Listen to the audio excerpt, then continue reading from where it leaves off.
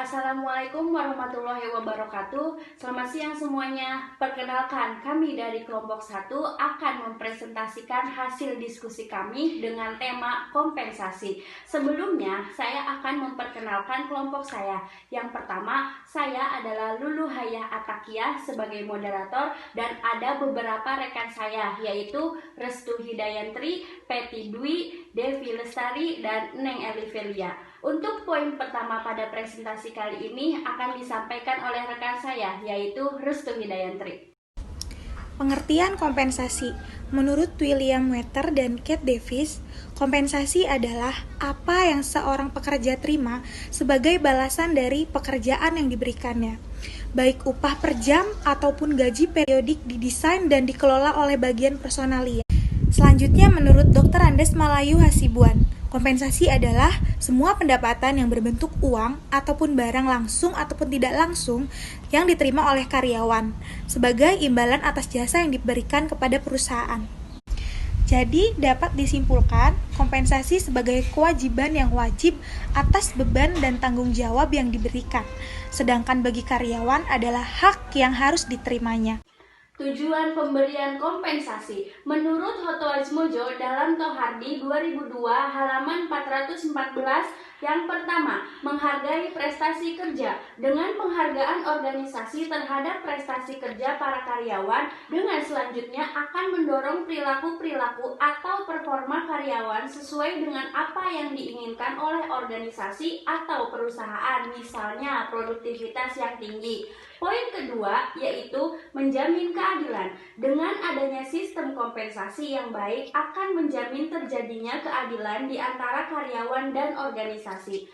Poin ketiga, mempertahankan karyawan. Dengan sistem kompensasi yang baik, para karyawan akan lebih betah bekerja pada organisasi itu. Ini berarti mencegah keluarga karyawan dan organisasi itu untuk mencari pekerjaan yang lebih menguntungkan.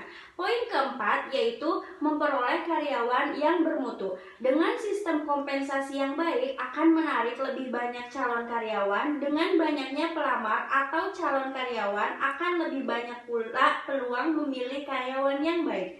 Poin kelima yaitu pengadilan biaya, menghemat biaya untuk rekrutmen dan seleksi calon karyawan baru. Lalu, menurut Hasibuan pada 2003 halaman 121, poin pertama yaitu ikatan kerjasama. Dengan pemberian kompensasi, terjalinlah ikatan kerjasama formal antara majikan dengan karyawan.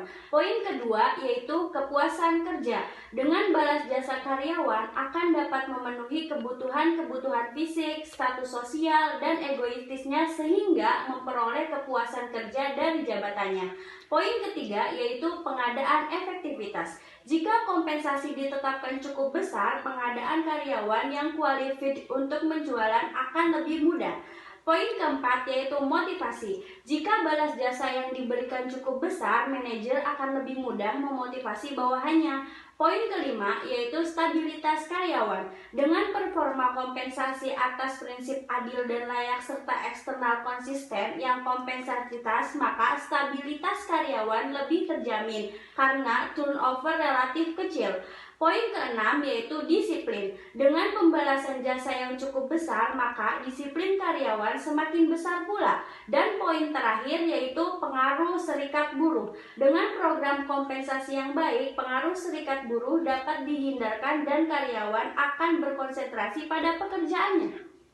Sekarang kita masuk pada manfaat pemberian kompensasi. Yang pertama itu sebagai transaksi ekonomi. Dengan adanya kompensasi terhadap karyawan, organisasi akan berproduksi lebih banyak dengan kualitas lebih baik. Poin kedua, sebagai transaksi psikologi. Pekerjaan menggambarkan kontrak psikologi antar manusia dengan organisasi, di mana individu menukarkan berapa tipe perilaku yang di lingkungan organisasi bagi bayaran dan sumber kepuasan lainnya. Poin ketiga yaitu sebagai transaksi sosial. Kompensasi menggambarkan transaksi sosial karena organisasi merupakan kumpulan orang dan pekerja merupakan sesuatu yang penting dalam hubungan antar individu dan organisasi. Poin keempat yaitu sebagai transaksi politik karena menyangkut pengguna kekuatan dan pengaruh. Dan poin terakhir yaitu sebagai transaksi etika. Kompensasi menggambarkan transaksi etis dalam istilah kompensasi yang berkaitan bagi orang yang bekerja.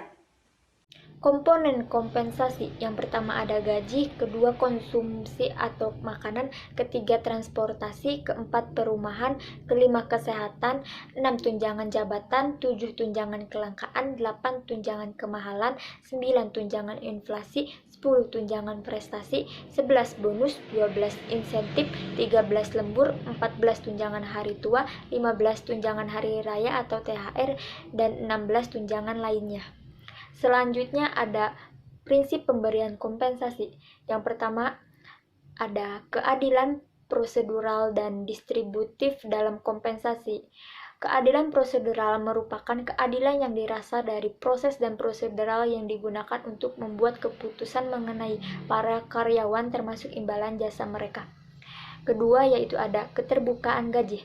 Persoalan keadilan yang lain menyangkut tingkat keterbukaan yang diberikan oleh organisasi sehubungan dengan sistem imbalan kerja mereka. Ketiga ada keadilan eksternal. Apabila perusahaan tidak memberikan kompensasi yang adil kepada para karyawan sehubungan dengan kompensasi yang diberikan untuk para karyawan yang dilakukan pekerjaan yang sama di organisasi lain, organisasi itu kemungkinan besar mengalami perputaran yang lebih tinggi. Metode pemberian kompensasi. Yang pertama, metode tunggal. Metode yang dalam penerapan gaji pokoknya didasarkan atas ijazah terakhir dari pendidikan yang dimiliki oleh karyawan. Sedangkan metode jamak, suatu metode yang dalam penerapan gaji pokoknya berdasarkan beberapa pertimbangan seperti ijazah, sifat pekerjaan, pendidikan informal, bahkan hubungan keluarga pun dapat menentukan besaran gaji pokok yang diterima oleh seseorang. Hal itu biasa terjadi di perusahaan-perusahaan swasta yang masih sering melakukan diskriminasi.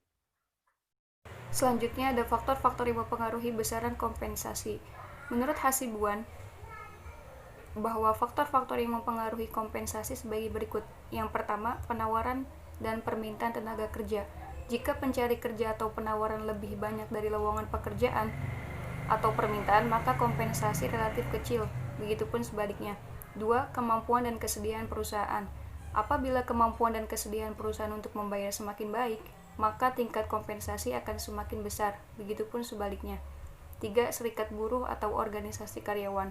Apabila serikat buruhnya kuat dan berpengaruh, maka tingkat kompensasi semakin besar. Begitupun sebaliknya. 4. Produktivitas kerja karyawan. Jika produktivitas kerja karyawan banyak, maka kompensasi akan semakin besar. Begitupun sebaliknya. 5. Pemerintah dengan undang-undang dan Kepres. Pemerintah dengan undang-undang dan Kepres menetapkan besarnya batas upah atau balas jasa minimum. 6. Biaya hidup atau cost of living. Apabila biaya hidup di daerah itu tinggi, maka tingkat kompensasi atau upah semakin besar. Begitupun sebaliknya. Seperti tingkat upah di Jakarta lebih besar dari di Bandung, karena tingkat biaya hidup di Jakarta lebih besar daripada di Bandung. Selanjutnya ada hambatan memberikan kompensasi yang ideal. Menurut Dr. Andes Marihot, Tuan Effendi Haryanja, MSI 2002, tahun 2002, halaman 259, dalam bukunya yang berjudul Manajemen Sumber Daya Manusia, tantangan dalam perencanaan dan penentuan gaji adalah sebagai berikut. Yang pertama, tingkat gaji yang lazim. 2. Serikat buruh. 3. Pemerintah. 4. Kebijakan dan strategi penggajian. 5. Faktor internasional. 6. Nilai yang sebanding dan pembayaran yang sama. 7. Biaya dan produktivitas. Selanjutnya ada contoh daftar periksa. Kemudian ada contoh wawancara. Kemudian ada contoh kuesioner. Sekian dan terima kasih presentasi dari kami. Kurang lebihnya mohon maaf. Wassalamualaikum warahmatullahi wabarakatuh.